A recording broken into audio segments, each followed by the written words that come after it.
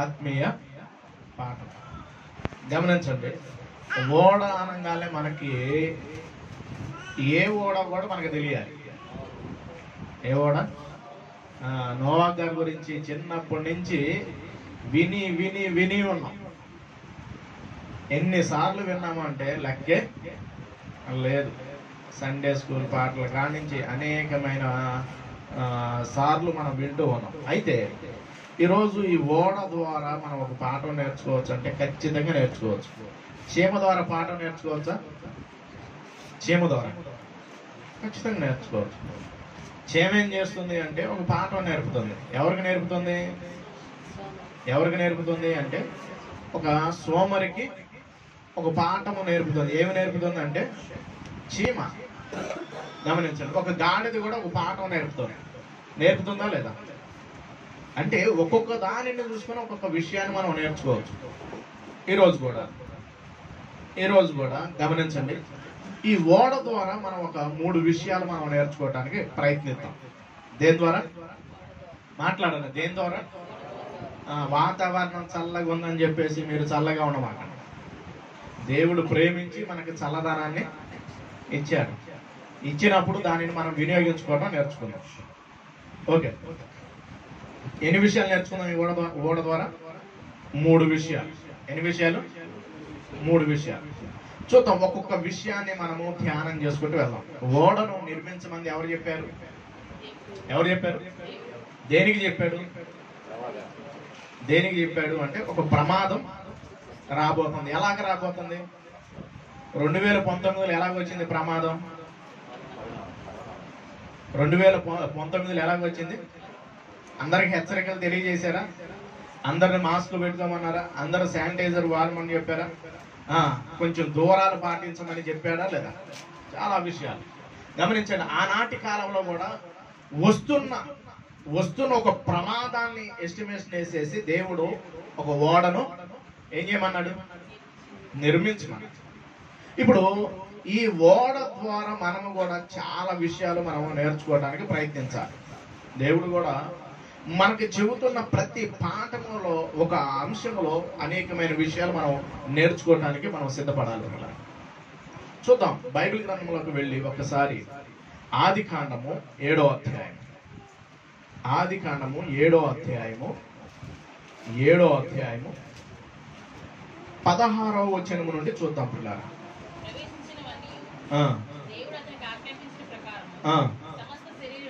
సమస్త మగదియు ఆడదియు దేంట్లో ప్రవేశించిన? ఓడలోకి ప్రవేశించిన.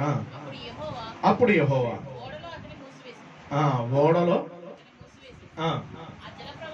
ఆ జల ప్రవాహము ఎంతకాలం అంట?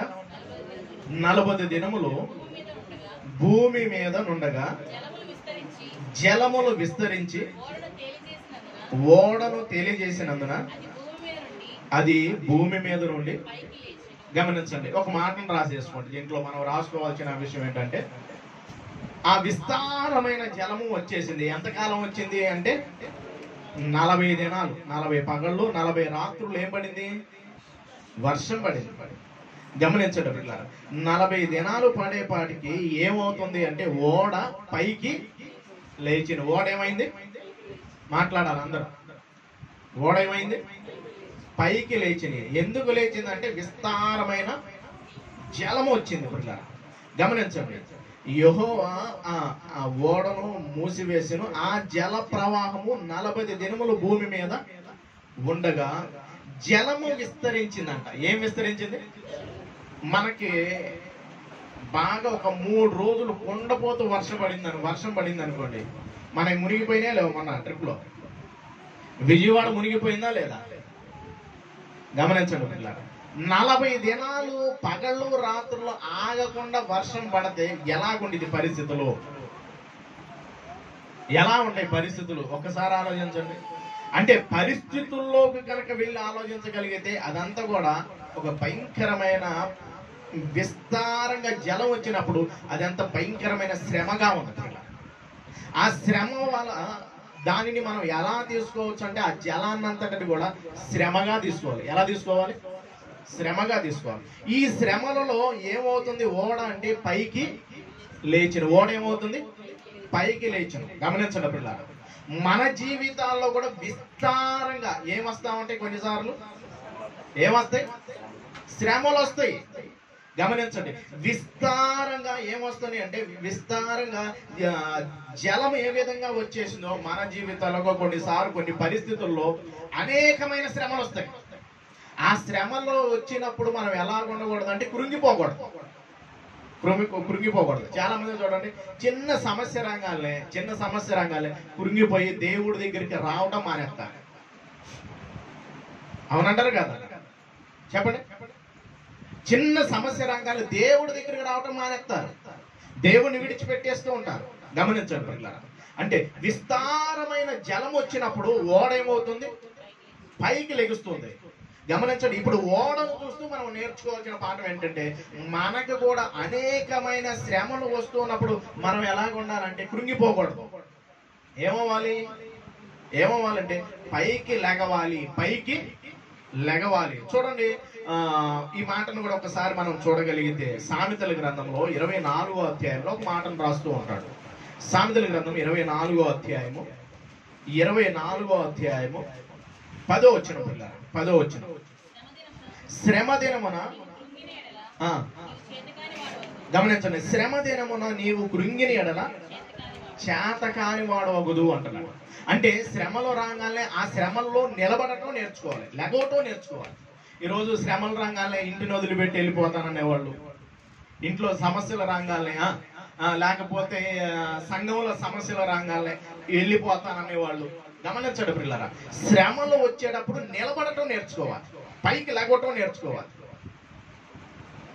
శ్రమ వచ్చినప్పుడు ఆ శ్రమల్లో నిలబడటం నేర్చుకోవాలి. కృంగిపోయాము అంటే మనం ఎలాగో అయిపోతామంట, నీవు చేతకాని వాడిగా మారిపోతావు.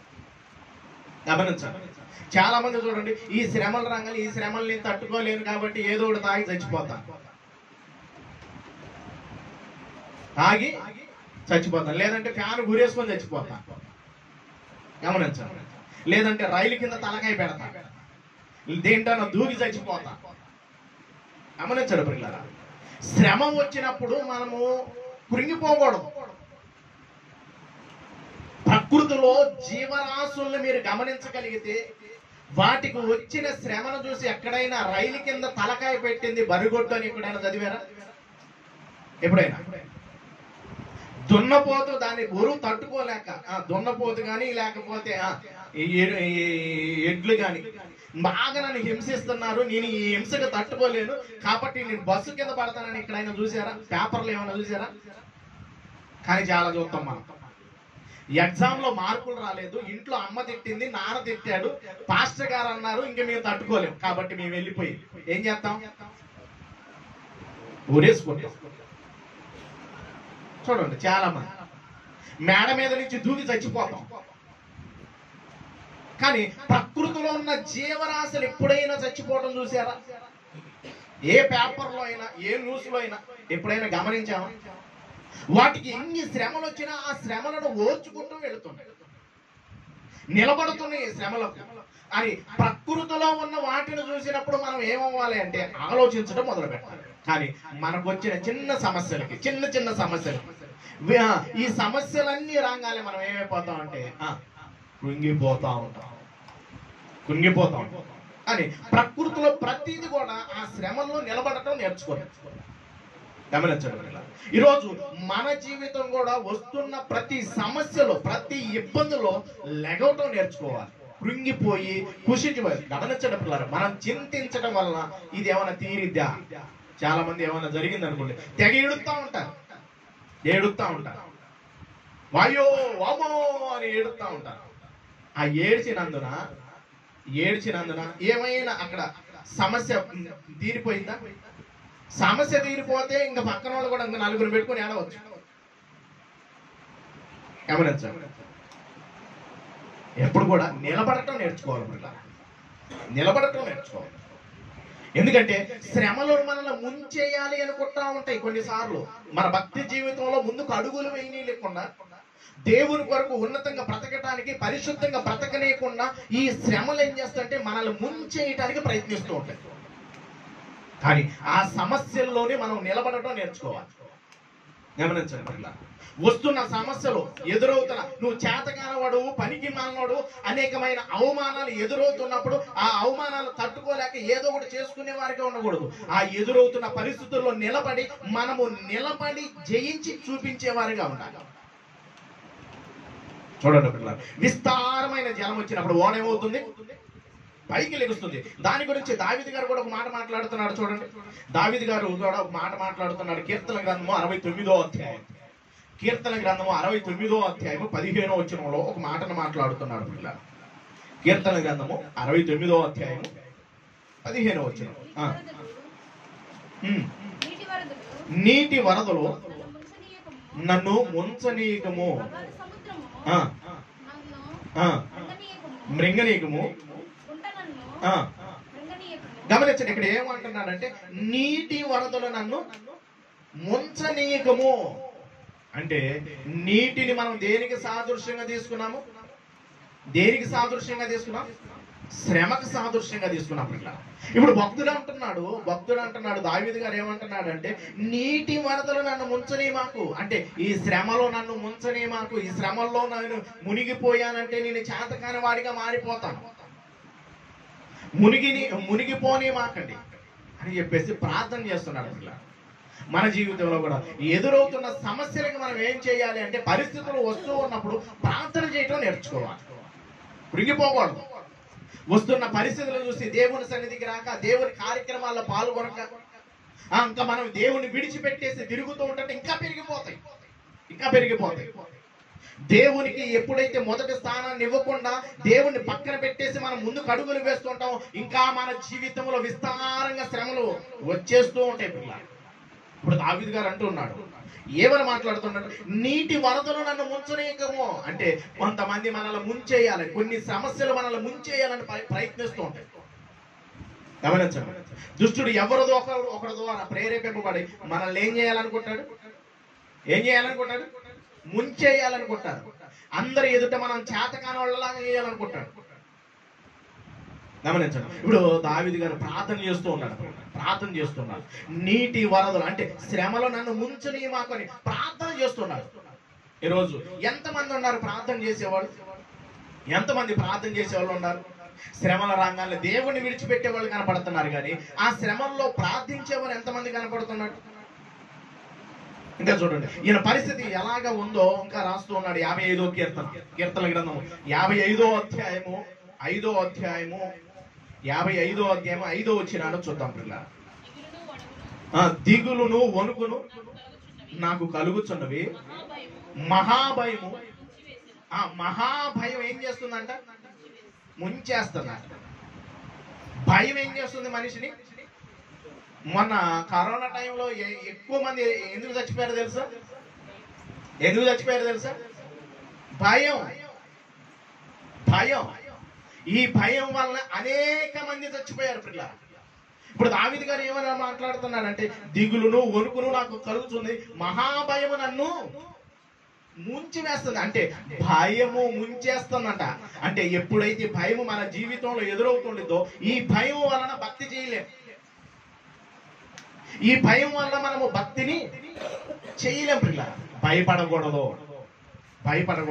ఎన్ని శ్రమలు వస్తున్నా, ఎన్ని ఇబ్బందులు వస్తున్నా మనము లేగిచ్చే వారిగా ఉండాలి. ఎన్ని అవమానాలు ఎదురవుతున్నప్పటికీ, ఎన్ని నిందలు వస్తున్నప్పటికీ, ఎన్ని సమస్యలు పొంచి ఉన్నప్పటికీ మనము లేచేవారిగా ఉండాలి. లెగవాలి. మనకి ఎదురవుతున్న ప్రతి సమస్యలో నుండి మనం లెగవాలి. మనకి వస్తున్న ప్రతి సమస్యలో నుండి మనం లేచి నిలబడి చూపించాలి పిల్లలు. కృంగిపోయాము అంటే మనల్ని అందరూ ముంచేసి మనల్ని చేత కాని వారి కింద చేస్తూ ఉంటారు. లెగవాలి. ఓడేమైంది? పైకి లేచింది. ఈరోజు మన జీవితంలో కూడా ఎదురవుతున్న ప్రతి సమస్యలో మనము పైకి లెగిచ్చే వారిగా ఉండాలి. లెగవపోయామంటే ముంచేసింది వరదలు. నీళ్ళు ఏం చేసింది? ముంచేసింది. అంటే కొన్ని సమస్యలు మనల్ని ముంచేస్తా ఉంటాయి. చూడండి, ఇశ్రాయేలు ప్రజలు సముద్ర మధ్యము గుండా వెళ్తున్నారు. దేని నుండి వెళ్తున్నారు? సముద్రం మధ్యన కూడా వెళుతూ ఉన్నారు. ఆ వెళ్ళేటప్పుడు భయం ఉండిద్దా లేదా? భయం ఉండిద్దా లేదా? కానీ వాళ్ళు దేవుని మీద ఆధారపడి ముందుకు అడుగులు వేశారు. దేవుని మీద ఆధారపడి ముందుకు అడుగులు వేశారు. అటు అసలు నీళ్లు నిలబడిపోవటం ఏంటి? ఏకరాశిగా నిలబడిపోవటం ఏంటి? ఆలోచించారు ఎప్పుడైనా? అది నిలబడిని వాటిలో కూడా వెళ్ళిపోయారు. అయితే ఒక సైన్యం బయలుదేరింది. ఏ సైన్యం అది? ఫరో సైన్యం. ఆ ఫరో సైన్యం దేవుడు ఏం చేశాడు తెలుసా? వాళ్ళని ముంచేశాడు. గమనించండి, దేవునికి అవిధేయంగా కనుక మనం ఉన్నాము అంటే, దేవుని మాటను వినకుండా త్రోసి వేసుకుంటా నిర్లక్ష్యంగా ఉన్నాము అంటే, గమనించండి పిల్లరా, దేవుడు ఏం చేస్తాడో తెలుసా? ముంచేయటం మొదలు పెడతాడు. మనం కనుక పైకి లెగవపోయాము అంటే మునిగిపోతాం పిల్ల. భయము దేవునికి అవిధేయంగా ఉన్న దేవుడు ఏం చేస్తూ ఉంటాడు? ముంచేస్తాడు. చూడండి, నిర్గమాకాండము 14వ అధ్యాయం. నిర్గమాకాండము 14వ అధ్యాయము 28వ వచనంలో రాస్తూ ఉన్నాడు. నిర్గమాకాండము 14వ అధ్యాయం. నీళ్లు ఏమైనాయి అంట? తిరిగి వచ్చినాయి. అంటే నిలబడిన నీళ్ళు ఏమవుతున్నాయి? తిరిగి వచ్చి ఆ రథములను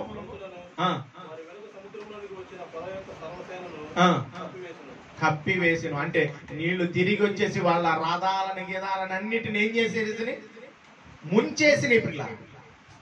నిర్గమాకాండము 14వ అధ్యాయం 28వ వచనం పిల్ల. 28వ వచనం ఆలోచించాలి. అంటే దేవునికి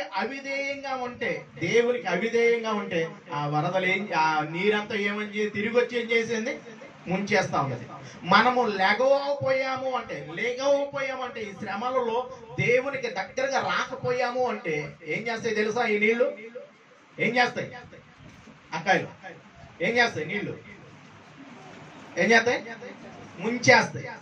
దేవునికి దగ్గరగా రాకపోయామంటే, దేవుని కొరకు నమ్మకంగా బ్రతకపోయాము అంటే ఇవేం చేస్తాయి? ముంచేస్తాయి. గమనించండి, అవి దేవుడు కనుక వాటికి అనుమతి ఇచ్చాడు అంటే మనం ఎంత లెగవాలనుకున్నా లెగవగలుగుతాం. లెగవలేం. గమనించండి, ఎన్ని సమస్యలు ఎదురవుతున్నా మనము లెగవటానికి ఇష్టపడాలి. దేవుని వైపు చూడాలి. దేవుని వైపు ఎప్పుడైతే మనం చూస్తూ ఉంటామో దేవుడు మనల్ని బలపరచడానికి సిద్ధంగా ఉన్నాడు. దేవునికి మహిమ కలుగురుగాక. గమనించండి, మన జీవితాల్లో దేవుడు ఎన్ని శ్రమలు అనుమతించినా ఆ శ్రమల్లో మనము కురింగిపోకుండా మనం ఏమవ్వాలి? పైకి లెగవటానికి ఇష్టపడాలి. ఎవరేమనుకుంటున్నా, ఎన్ని అవమానాలు వస్తున్నాయి, ఎన్ని ఇబ్బందులు ఎదురవుతున్నప్పటికీ, ఎన్ని సమస్యలు పొంచి ఉన్నప్పటికీ నిలబడాలి. పైకి లెగవాలి, కృంగిపోకూడదు. వాళ్ళు అంట మాట అన్నారు, వీళ్ళు ఈ మాట అన్నారు. అలిగిన వాళ్ళు అసలు పనికిరారు పరిచర్యకి. దేవుని కొరకు పని చేయడం పనికిరారు దేవుని పరిచర్యకి. గమనించండి, అలిగేవారు చాలా మంది అలుగుతూ ఉంటారు. అలిగారంటే వాళ్ళు దేవుని పనికి రారు. నిజం ప్రియులారా, వంశీ గారని ఒక సేవకుడు ఒక మాట చెప్పాడు. ఒకటే చెప్పారు, ఎవరైతే అలుగుతూ ఉంటారో వాళ్ళు అసలుకి దేవుని సెన్సిటివ్ మైండ్ సెట్ కలిగిన వారు అసలు పరిచర్యకే పనికిరా. ఏదన్నా సరే తుడి చేసుకుని దేవుని కొరకు నిలబడుతూ ఉంటే దేవుడు ఒక దినాన్ని ఏం చేస్తాడు? హెచ్చించడం మొదలు పెడతాడు, లేవనెత్తడం మొదలు పెడతాడు. అంటే మనం ఏమవ్వాలంటే, ఈ శ్రమలు అవమానాలు వస్తూ ఉన్నప్పుడు మనం ఏమవ్వాలంటే లెగవటం నేర్చుకోవాలి. ఓడేం చేస్తుంది? పైకి లేచింది. మరలా చదువుదాం, మాటను చదివి మనం 2వ పాయింట్కి వెళ్దాం. ఆ జల ప్రవాహము 40 దినములు భూమి మీద ఉండగా జలములు విస్తరించి ఓడను ఏం చేస్తున్నాయి? తేల చేసినందున అది భూమి మీద నుండి పైకి లేచును. మనం కూడా మన భక్తి జీవితంలో శ్రమలలో నుండి మనం ఏమవ్వాలి? పైకి, జాగ్రత్తగా వినండి, పైకి లెగవాలి, కృంగిపోవద్దు. ఎన్ని సమస్యలు ఎదురవుతున్నా, ఎన్ని పరిస్థితులు వస్తున్నప్పటికీ మనము కృంగి పోకూడదు, లెగవాలి. పైకి లేచామంటే ఒక దినాన దేవుడు మనల్ని ఒక స్థానంలో ఉంచగలుగుతాడు. 2వ పాయింట్ కనుక మనం చూడగలిగితే ఓడ లెగిచింది. అందరూ చెప్పండి, ఓడ ఏమైంది?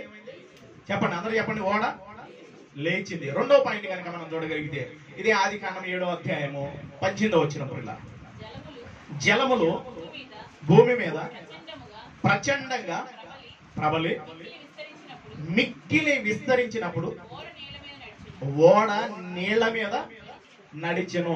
భూమి మీద ఏమవుతుంది? నీళ్ళంతా కూడా ఏమవుతుంది? విస్తరించినాయి. ఈ విస్తరించటం ద్వారా ఓడ ఏమవుతుంది? నీటి మీద, ఓడ నీళ్ల మీద నడిచెను. అందరూ చెప్పండి, ఓడ ఏమైంది? నీటి మీద. ఓడ దేని మీద నడిచింది? ఓడ దేని మీద నడిచింది? అందరూ చెప్పాలి. దేని మీద నడిచింది? నీటి మీద నడిచింది. అంటే గమనించండి, విస్తరించినాయి. ఏ విస్తరించినాయి? జలములు భూమి మీద ప్రచండంగా ప్రబలి మిక్కిలి విస్తరించినప్పుడు ఓడ నీటి మీద నడిచెను. గమనించండి, ఈనాటి క్రైస్తవ్యంలో అనేకమైన శ్రమలు ఉన్నాయా లేవా? అనేకమైన పరిస్థితులు ఉన్నాయా లేవా? అంటే చాలా పరిస్థితులు ఉన్నాయి పిల్లలు. అనేకమైన పరిస్థితులు ఎదురవుతూ ఉన్నాయి, అనేకమైన ఇబ్బందులు ఎదురవుతూ ఉన్నాయి. ఆ ఇబ్బందుల్లో క్రైస్తవుడు ఎలాగ ఉండాలంటే నడిచేవాడికి ఉండకూడదు, కానీ ఆగిపోకూడదు, నడవాలి. ఏం చేయాలి? శ్రమల్లో నడవాలి. దేవుని కొరకు, దేవుని పరిచర్య కొరకు ముందుకు నడవాలి. చాలా మంది భక్తి జీవితంలో ఏమైందంటే లెగుస్తారు, కానీ అడుగులు మాత్రం వేయరు. ఎన్ని శ్రమలు వచ్చినప్పటికీ ప్రార్థన చేస్తారు. ఇప్పుడు నువ్వు ప్రార్థన మాత్రం చేస్తే కుదరదు. ఓడ ఏం చేస్తుందంటే నీటి మీద ఏమవుతుంది? చెప్పాలి. నీటి మీద ఏమవుతుంది? నడుస్తూ ఉంది. మనము కూడా ఎలాగ ఉండాలంటే నడవటం మొదలు పెట్టాలి, నడవాలి. ఎన్ని పరిస్థితులు ఎదురవుతున్నప్పటికీ, ఎంతో మంది మనల్ని అసహించుకుంటున్నా, తిడుతున్నా, మనల్ని అగౌరవంగా మాట్లాడుతున్నప్పటికీ మనం ఎలాగ ఉండాలంటే నడుచుకుంటూ వెళ్ళాలి. ఓడ నీటి మీద ఏం చేస్తుంది? నడుస్తూ ఉంది. ఇప్పుడు మనం కూడా ఎలా ఉండాలంటే నడవాలి. ఏం చేయాలి? మనం పక్కన వాళ్ళకి చెప్పండి, ఏం చేయాలి? నడుస్తున్నావా? అడుగు. అడిగారా? నడవపోతే నడువు అని చెప్పు. చెప్పండి, ఏం చెప్పాలి పక్కన వాళ్ళకి? నడవపోతే నడువు అని చెప్పు. దేని గుండా మనం నడవాలి? దేంట్లో నడవాలి అంటే కొన్ని శ్రమలలో నుండి మనం నడుచుకుంటూ వెళ్ళాలి. శ్రమ రాగానే మనం ఏం చేస్తాం? లెగుస్తాం, కానీ నడవం. అయితే ఓడ ఏం చేస్తుంది అంటే నీటి మీద నడుస్తుంది. మన ప్రభు అయిన యేసుక్రీస్తు ప్రభువారు కూడా మనకు ఒక మాదిరి చూపిస్తూ ఉన్నాడు. చూడండి, పేతురు గారు రాసిన మొదటి పత్రిక 2వ అధ్యాయము 21వ వచనం. 21వ వచనం.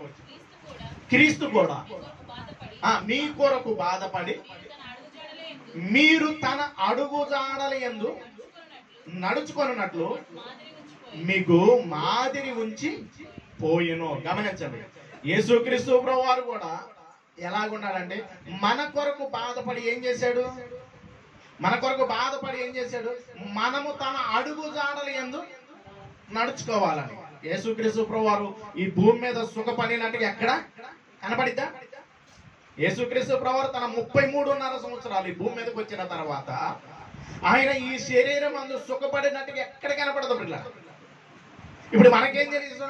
మన కొరకు ఆయన బాధపడి మనం ఏం చేయాలంటే తన అడుగు జాడలు ఏం చేయాలి? నడుచుకోవాలి లేదా? యేసుక్రీస్తు బాటలో నడిచే వాళ్ళు ఎవరన్నా ఉంటున్నారా? శ్రమ రాగానే దేవుడు ఆగిపోతాడు, కొంచెం ఇబ్బంది రాగానే ఆగిపోతూ ఉంటాం. ఆయన మీ కొరకు బాధపడి మీరు అంటే యేసుక్రీస్తు నడుచుకుంటూ వెళ్తున్నారు. ఇప్పుడు మనం ఏం చేయాలి? వాళ్ళ అడుగులో, ఆయన అడుగులో అడుగు వేస్తున్నావా? కాదు. మన అడుగు దేవుళ్ళో ఒక అడుగు, లోకంలో ఒక అడుగు. కొద్దిసేపు దేవుడు లోకంలో పరిగెడుతూ ఉంటాం, ఆ లోకంలో బాగా శ్రమలు వస్తాయి. శ్రమ రంగానే మళ్ళీ ఇప్పుడు ఇటు తిరిగి దేవుడా ఇంక నేను నడుస్తాను ప్రభువా, నన్ను ఈ సమస్య నుండి నన్ను విడిపించావు, ఇంక నేను నడుస్తానంట. మరలా ఏం చేస్తాం? తర్వాత దేవుడు ఆ రోగం నుండి, ఆ పరిస్థితుల నుండి, ఆ బాధల నుండి విడిపించాలి. మరలా లోకం వైపు తిరుగుతాం. గమనించండి. ఓడ నీటి మీద నడిచింది అంటే శ్రమల గుండా నడుచుకుంటూ వెళుతుంది. క్రైస్తవుడికి ఈ భూమి మీద ఏముంది? ఎవడైనను క్రైస్తవుడు అయినందుకు బాధ అనుభవించిన ఎడల ఆ పేరును బట్టి దేవుణ్ణి ఏం చేయాలి?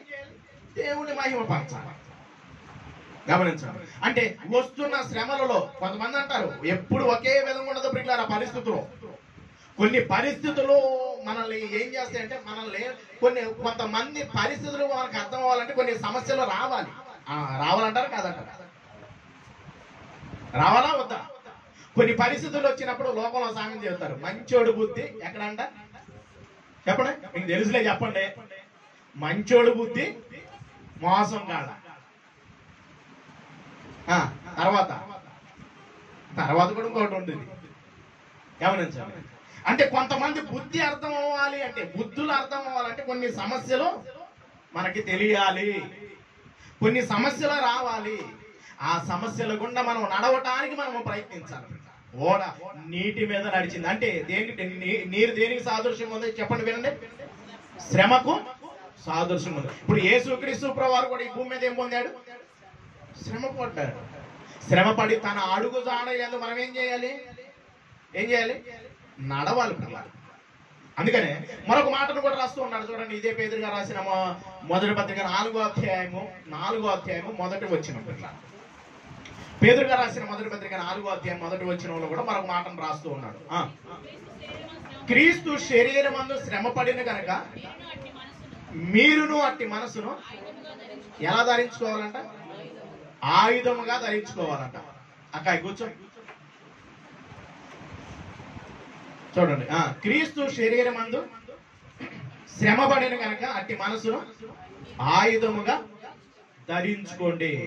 ఆయుధముగా ధరించుకోవాలి అంటే మనము ఎలాగ ఉండాలి అంటే, వస్తున్న శ్రమలను చూసి మనము దిగసారిపోయే వారిగా ఉండకూడదు. వాటిల్లో నడవడానికి మనం ప్రయత్నించాలి. శోధింపబడిన మీదట ఎలాగ మారుతాం? మనం సువర్ణంగా మారుతాం. అంటే కొన్ని శ్రమలు మనల్ని బంగారంగా తీర్చిదిద్దుతాయి.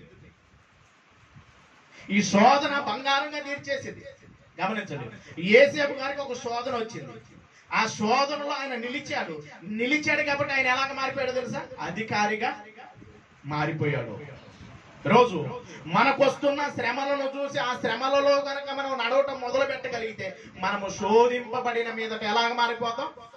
సువర్ణంగా మారిపోతాం. నడవాలి పిల్లలు. ఇంకా చూడండి, పౌలు గారు కూడా ఒక మాట మాట్లాడుతున్నారు. కొరింథీయులకు రాసిన మొదటి పత్రిక 11వ అధ్యాయం మొదటి వచనం. 11వ అధ్యాయం మొదటి వచనం. నేను క్రీస్తుని పోలి నడుచుకున్న ప్రకారము మీరు కూడా నన్ను పోలి నడుచుకోండి. అంటే గమనించండి, యేసుక్రీస్తు ప్రభువారు ఈ భూమి మీద ఎలాగ బ్రతికాడు అంటే అనేకమైన శ్రమల గుండా నడిచాడు. పౌలు గారు నడిచాడా లేదా? శ్రమల్లో నడిచాడా లేదా? మనం నడుస్తున్నాం? అడుగు పక్కన నడుస్తున్నాం శ్రమలు గుండా? శ్రమలు వచ్చినాయి అంటే ఎక్కడికి రావు? చర్చికి రావు. చిన్న ఇబ్బంది వచ్చిందంటే దేవుని సన్నిధిని విడిచిపెట్టేస్తాడు. గమనండి, శ్రమల గుండా మనం ముందుకు అడుగులు వేసామంటే గమనించండి పిల్లరా, మన జీవితం ఎంత ఉన్నతంగా మారిందో మనం 3వ పాయింట్లకు వెళ్ళి ఆలోచిద్దాం పిల్లరా. అంటే పౌలు గారు కూడా ఎలాగ ఉన్నాడు అంటే గమనించండి పిల్లరా, నేను క్రీస్తును పోలి నడుచుకున్నాను అంటున్నాడు. మీరందరూ కూడా నన్ను పోలి నడుచుకోండి. అంటే పౌలు గారు ఎవరిని పోలి నడుచుకున్నాడు? క్రీస్తును పోలి. అంటే క్రీస్తును తన జీవితంలో చూపించాడు. ఎన్ని కష్టాలు వస్తున్నా, ఎన్ని నిందలు వస్తున్నా, ఎన్ని అవమానాలు ఎదురవుతున్నా ఆయన జీవితంలో ఎన్ని ఉన్నాయి అంటే ఆయన జీవితం. మనం కొరింథీయులకు రాసిన 2వ పత్రిక 11వ అధ్యాయం 23 ఇంటికి వెళ్ళినా చదవండి. అది ఇవ్వటం మొదలు పెట్టామంటే కొన్ని వారాలు టైం పట్టింది, నెలల టైం పట్టింది. ఎన్ని శ్రమలు అనుభవించాడంటే అన్ని కాదు పిల్లలు, చాలా శ్రమలు అనుభవించాడు. కాబట్టి ఆయన క్రీస్తును పోలి నడుచుకున్నాడు. అంటే ఓడ దేని మీద నడిచింది చెప్పాలి? దేని మీద నడిచింది? నీళ్ల మీద నడిచింది. అంటే శ్రమల గుండా ఓడ వెళ్ళింది పిల్ల. మొట్టమొదటిగా ఓడ ఏమైంది చెప్పాలి? ఓడ ఏమైంది? పైకి లేచింది. ఇప్పుడు మనం కూడా ఏమవ్వాలి? పైకి లెగవాలి. దేంట్లో లెగవాలంటే వస్తున్న శ్రమలలో మనల్ని చుట్టుముడుతూ ఉంటాయి కొన్ని సమస్యలు. బిగించే అయిపోయింది నీ పరిస్థితి అనుకుంటారు. ఇంక నీ జీవితం పతనం అయిపోయింది, ఇంక ఇది ఏం చేయలేడు అనుకుంటారు. అలాంటి పరిస్థితుల్లో మనం ఏమవ్వాలి? లెగవాలి. రెండవదిగా ఏం చేయాలి? మనం నడవాలి. ఫస్ట్ ఏంటి? మనము లెగవాలి. అందరూ చెప్పండి, ఏం చేయాలి? మనం లెగవాలి. రెండోది ఏం చేయాలి? నడవాలి. దేంటో నడవాలి?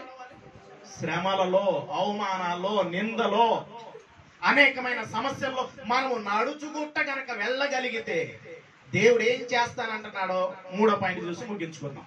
చూద్దాం. ఆదికాండం 8వ అధ్యాయం. ఆదికాండము 8వ అధ్యాయము 4వ వచనం.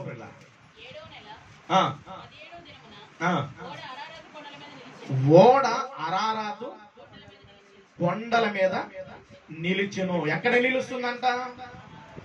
ఓడ ఎక్కడ నిలుస్తుంది అంటే అరారాతు కొండ మీద నిలుస్తుంది. పిల్ల ఎక్కడ నిలుస్తుంది?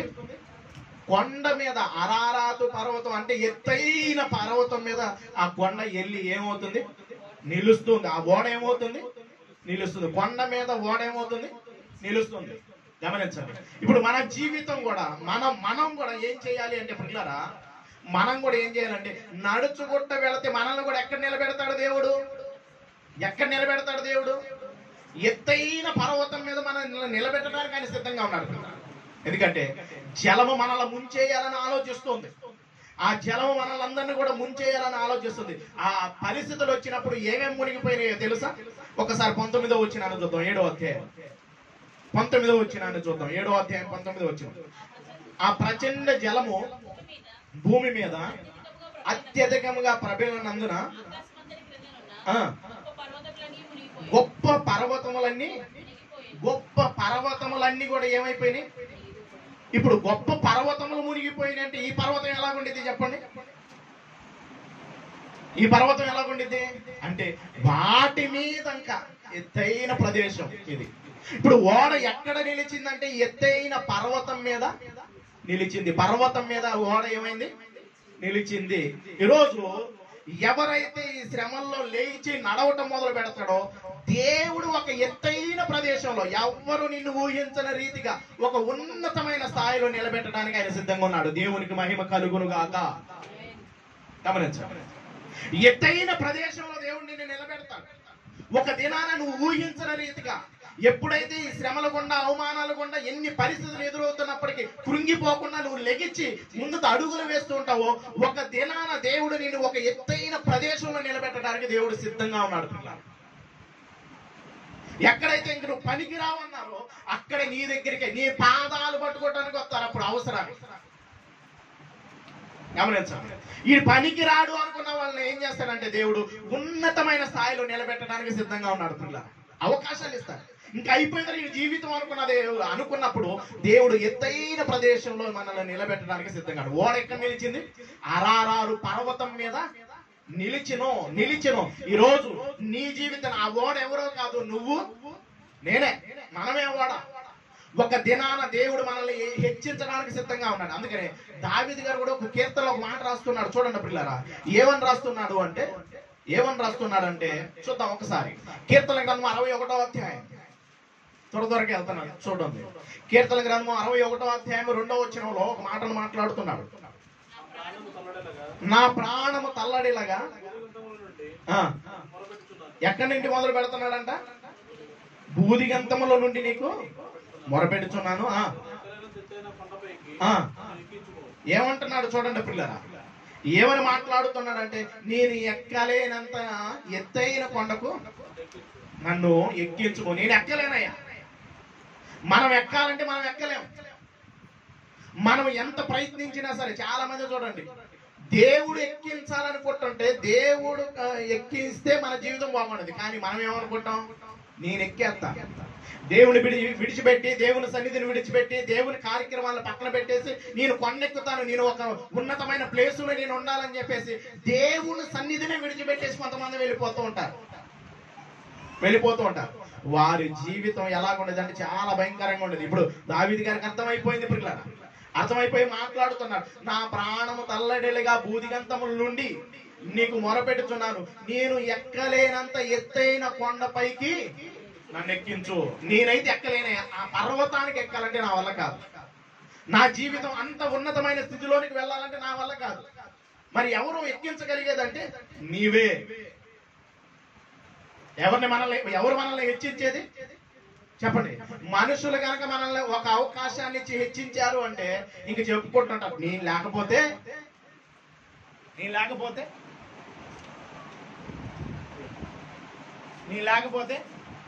ఏమంటా ఉంటారు?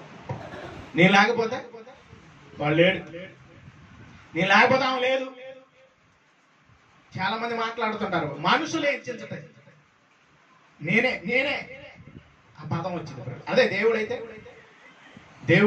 గమనించాలి, ఆయనకి నమ్మకంగా కనుక ముందుకు అడుగులు వేయగలిగితే. అందుకనే దావీదు గారు మాట్లాడుతున్నా ఏమంటున్నాడంటే, నా ప్రాణం తల్లడిల్లిపోతుంది.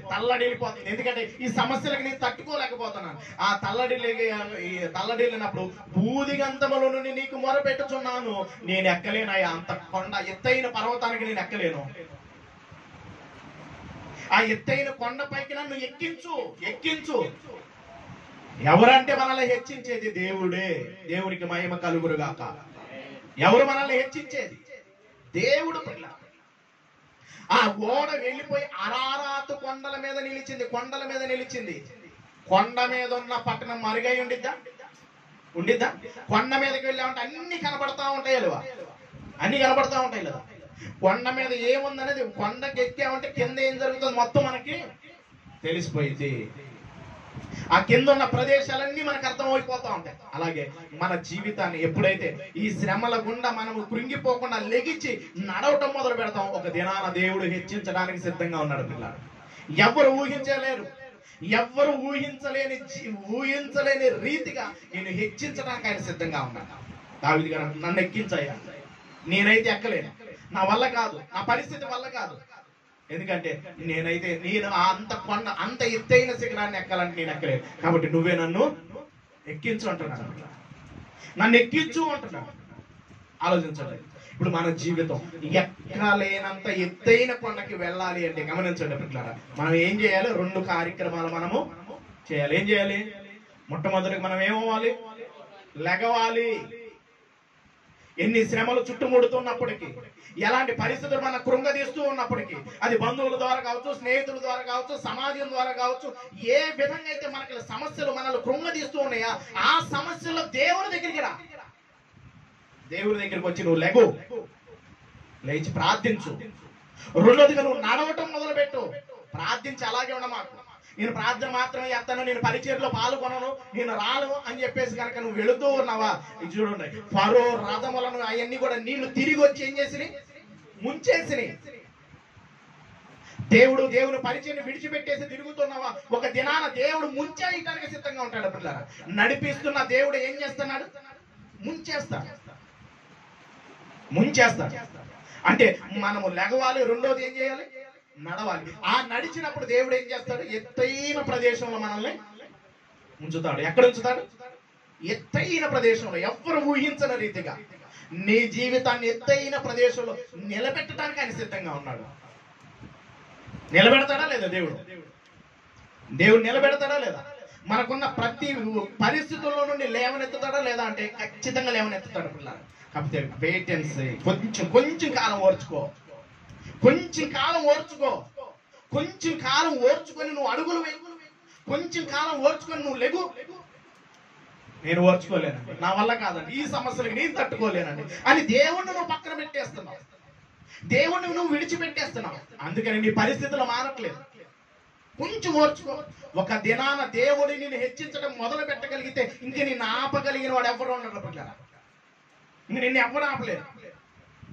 భక్తుల జీవితాల్లో వాళ్ళ జీవితం అంత హెచ్చైన స్థితిలోనికి ఎందుకు వెళ్ళిందంటే, వాళ్ళ వెనకమాల ఎన్నో కష్టాలు, ఎన్నో కన్నీళ్లు, ఎన్నో అవమానాలు, ఎన్నో నిందలు, ఎన్నో త్యాగాలు ఉండే పిల్లరా. ఈరోజు మన జీవితం, అది కుటుంబమే కావచ్చు, అది సమాజమే కావచ్చు, అది పని దగ్గరే కావచ్చు, ఉద్యోగం దగ్గరే కావచ్చు, వాటిలో నుండి నువ్వు వెళ్ళటం మొదలు పెట్టాలి. ఇందాక మొదటి వర్తమానంలో మనం చూసాం, భక్తి చేస్తేనేమో దేవుడు ఉండడు, దేవుడు ఉంటేమో భక్తి ఉండదు, పని ఉండదు. రెండింటిని సమపాలుగా మనం తీసుకెళ్ళటానికి మొదలు పెట్టాలి. మీకు చెబుతున్నా, నేను కూడా ఒకప్పుడు కష్టపడుతూ పగలంతా పని చేసుకుంటూ ఆటో కావచ్చు, లేకపోతే సిలిండర్లు కావచ్చు, వెళుతూ నైట్కి వచ్చేవాడికి పరిచర్యకి వెళ్ళేవాడు. మీ అందరికన్నా ఎక్కువగా రవాణాకి తెలుసు. ఎలాంటి పరిస్థితుల్లో పెయింట్ పనికి వెళ్ళినప్పుడు కూడా పగలంతా పని చేసేవాడిని, ఒళ్ళు పులిసిపోయేది, మళ్ళీ నైట్కి వెళ్ళిపోయేవాడు. గమనించండి, ఆ పరిస్థితులు కూడా నేను వెళ్ళాను పిల్లరా. ఊరకి నిలబడి నేనేం చెప్పట్లా, నా జీవితంలో అనుభవించి పగలంతా కష్టపడి నైట్కి వెళ్ళిపోయి సువార్త పరిచర్యలో ఏదో ఒకటి కుర్చీలు తీసి అక్కడ పెట్టాను. వాక్యం చెప్పడానికి కాదు సుమా, కుర్చీలు పక్కన పెట్టిన దేవుని పనే, పట్టాలేసిన దేవుని పనే. చాలా మంది వాక్యం, చాలా మంది నన్ను అన్నారు, అక్కడ నీకు వాక్యం మీరు ఏమీరు ఎందుకు అంత ప్రయాసంగా వెళ్తున్నాం అంటే, గమనించండి పిల్లరా, గమనించండి, వాక్యం చెప్పడమే పని కాదు. ఏ పరిస్థితుల్లో అక్కడ పాల్గొంటారు, వాళ్ళతో పాటు నువ్వు వెళ్ళినా సరే నీకు ప్రతిఫలము ఉండిద్ది, దేవుడిస్తాడు. గమనించండి, అంటే దేవుడు మన జీవితాన్ని హెచ్చించడానికి సిద్ధంగా ఉన్నాడు పిల్లలు. గోడ ఎక్కడ నిలిచింది, ఎక్కడ నిలిచింది? అరారత కొండల మీద, పర్వతం మీద నిలిచింది. ఇప్పుడు దేవుడు మనల్ని కూడా నిలబెడతాడా లేదా? నిలబెడతాడా లేదా? ఖచ్చితంగా నిలబెడతాడు. చెప్పండి, ఒక పక్కన వాళ్ళకి చెప్పేసేయండి, దేవుడు ఒక దినాన మనల్ని హెచ్చించబోతున్నాడు అని చెప్పండి. చెప్పండి పక్కన వాళ్ళకి, దేవుడు ఒక దినాన మనల్ని హెచ్చిస్తాడు. కానీ కానీ మరి ఏం చేయాలి? మనము ఏం చేయాలి? లెగవాలి. రెండోది ఏం చేయాలి? నడవాలి. నడిస్తేనే దేవుడు మనల్ని ఏం చేస్తాడు? హెచ్చిస్తాడు. ఓడ అరారాతు పర్వతం మీద నిలిచింది పిల్ల. మనం ఏం చేయాలంటే లెగవాలి పిల్ల, లెగవాలి, లెగవాలి. లేగిచి నడవటం మొదలు పెడితే ఒక దినాన ఎత్తైన కొండ మీద నిలబెట్టడానికి ఆయన సిద్ధంగా ఉన్నాడు, సిద్ధంగా ఉన్నాడు. మన జీవితాన్ని ఎత్తైన, చూడండి, యేసుక్రీస్తు ప్రభువారు కూడా తన శిష్యులకు కొన్ని విషయాలు నేర్పించుకుంటూ వెళ్తున్నాడు. చూడండి, ఎక్కడికి తీసుకెళ్తున్నాడు తెలుసా? ఆయన కూడా పర్వతం అనుభవాన్ని చూపిస్తున్నాడు, కొండ అనుభవాన్ని చూపిస్తున్నాడు. ఒకసారి చూద్దాం, మార్కు గారు రాసిన సువార్త 9వ అధ్యాయం. మార్కు గారు రాసిన సువార్త ముగించేస్తాం. 9వ అధ్యాయము మొదటి వచనం నుండి కనుక చూడగలిగితే, తన శిష్యులకి కొండ అనుభవాన్ని నేర్పిస్తూ ఉన్నాడు. 2వ వచనం,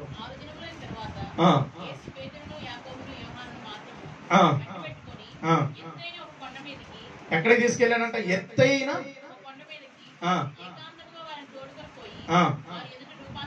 వారి ఎదుట ఏం పొందుతున్నాడు? రూపాంతరము పొందుతూ ఉన్నాడు. చూడండి పిల్లలు, అంతలో ఆయన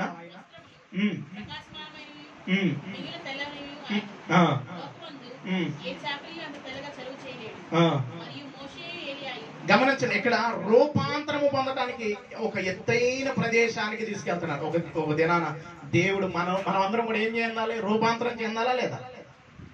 యేసుక్రీస్తు ప్రభువారు ఎవరిని తీసుకెళ్లాడు అంటే, పేతురు గారిని, యాకోబు గారిని, యోహాను గారిని వెంట పెట్టుకుని ఎక్కడికి తీసుకెళ్లాడు? ఎత్తైన ఒక కొండ మీదకి తీసుకెళ్లాడు. ఎత్తైన ఒక కొండ మీదకి తీసుకెళ్ళి ఆయన ఏమయ్యాడు? రూపాంతరం చెందాడు. ఈరోజు మన జీవితం మనం కూడా ఎలా ఏం చెందాలి అంటే, ఎప్పుడు అలాగ ఉండకూడదు పిల్లల, రూపాంతరం చెందాలి. మన జీవితం ఎలాగ ఉండాలంటే పిల్లరా, గమనించండి, గొంగల పురుగుగా ఉంటే ఎవరికైనా ఇష్టపడతారా? గొంగల పురుగుని ఎవరైనా ఇష్టపడతారా? నీ జీవితము గొంగల పురుగుగా అంటే ఎవరు ఇష్టపడరు. మరి ఎలాగ ఇష్టపడతారు తెలుసా? సీతాకోక చిలుకగా మారినప్పుడు అందరు ఇష్టపడతారు. సీతాకోక చిలుకని ఇష్టపడిన వాళ్ళు ఎవరున్నారు చెప్పండి? అది కనపడినమ్మటే చిన్నప్పుడైతే దాన్ని పట్టుకోవటం కోసం ఏం ప్రయత్నాలు చేసేవాళ్ళం.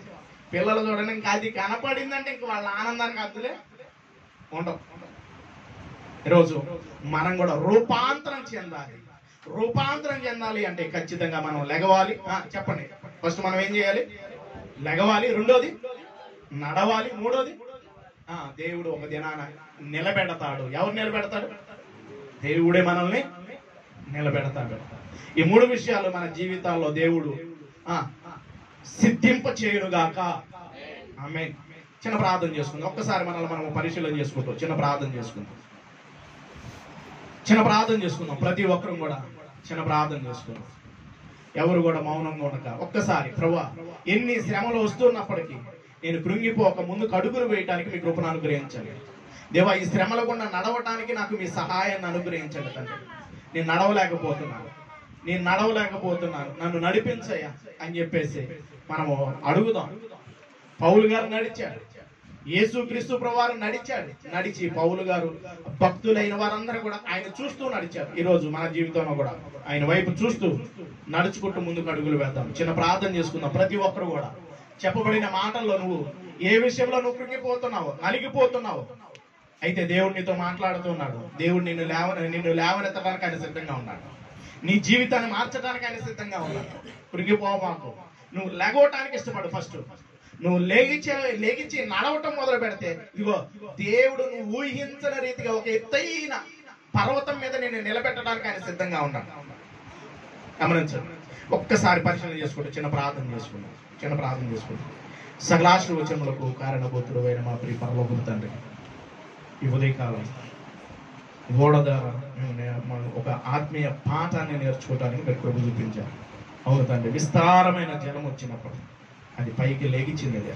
అలాగే మా జీవితాల్లో విస్తారమైన తండ్రి శ్రమలలో వస్తూ ఉన్నప్పుడు కృంగిపోక, వెనుకంజి వేయక తండ్రి లెగిచి ముందుకు అడుగులు వేయడానికి మీ కృపను అనుగ్రహించండి. మేము లెగవాలి, నడవాలి. దేవా, మేము నడిచినప్పుడు మా జీవితాన్ని ఎత్తైన ప్రదేశంలో నిలబెట్టడానికి మీరు సిద్ధంగా ఉన్నారు కాబట్టి తండ్రి అయ్యా మీరే సహాయం చేయండి. మాకు అట్టి కృపను మీరు అనుగ్రహించండి. మేము రూపాంతరం చెందాలి తండ్రి. మా జీవితం మార్చబడాలి తండ్రి. మా కుటుంబాలు మార్చబడాలి. దేవా సహాయం చేయండి. అట్టి కృపను మీరు దయచేయండి. ఎంతమంది అయితే ఈ ఉదయకాలం మంచి తీర్మానం తీసుకుంటున్నారో వారి తీర్మానాన్ని మీరు స్థిరపరిచి బలపరిచి ముందుకు నడిపించుకోమని యేసుక్రీస్తు నామమున స్తుతించి ప్రార్థించి వేడుకుంటున్నాం పరమ తండ్రి. ఆమేన్.